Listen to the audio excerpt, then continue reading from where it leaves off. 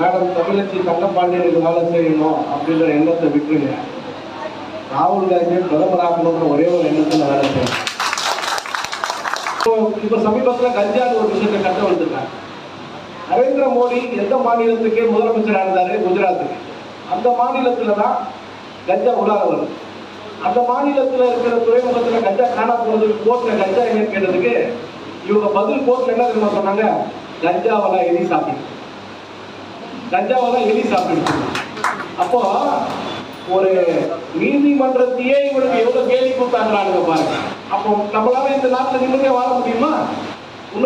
அது எல்லாத்தையும் விட நம்ம எல்லாருடைய மனசிலும் முத்தாய்ப்பா இருப்பது என்னன்னா, இந்த தேர்தல் நமது இந்திய அரசியலை பாதுகாக்க வேண்டிய தேர்தல்.